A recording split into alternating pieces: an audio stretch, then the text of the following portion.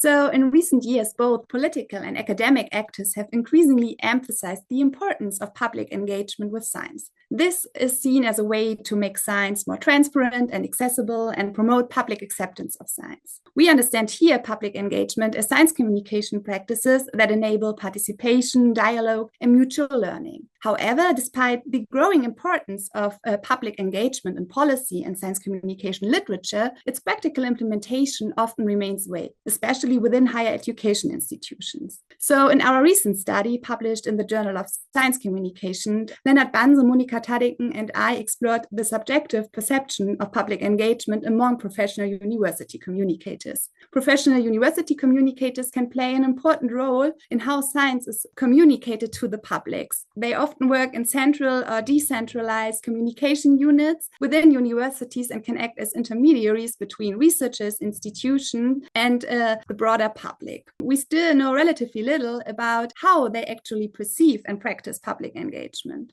To explore this, we conducted 29 semi-structured interviews with professional university communicators at public universities in Lower Saxony in Germany, and the interviews were then analyzed using thematic analysis. So our findings reveal a mixed picture. Most professional university communicators see science communication as primarily unidirectional, focused on simplifying research findings and making them accessible to the public. Only a few viewed science communication as mutual exchange or dialogue. Moreover, the interviews often distinguished science communication from organizational communication, such as student marketing. This suggests that many of them consider science communication as a distinct area of practice of their daily work. While public engagement was generally regarded as important in theory, few had actually implemented public engagement in their own work. Our analysis revealed notable differences between interviews regarding how far public engagement played a role in their daily work. According to the communicators, public engagement formats were rarely used in practice. When they were, they tended to be limited to events like panel discussions or science nights.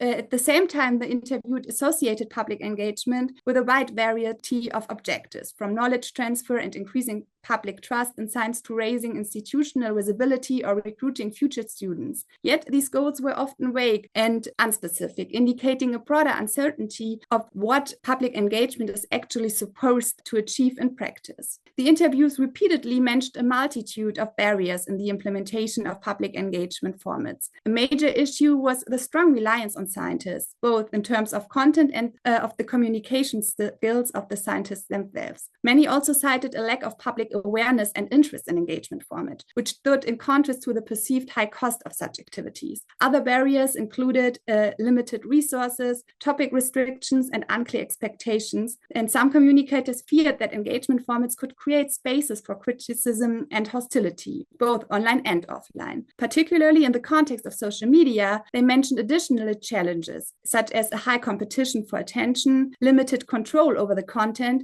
and the risk of backlashes of the communication on social media. So to sum up, although interactive dialogical approaches to science communication are increasingly promoted, they appear to be implemented only to a very limited extent in practice. Professional university communicators recognize the value of public engagement, but many struggle to integrate it meaningfully into their own work. Our findings underscore the need for closer collaboration between researchers and communicators, especially in public engagement efforts. This highlights the importance of clearly defined roles and responsibilities on both sides.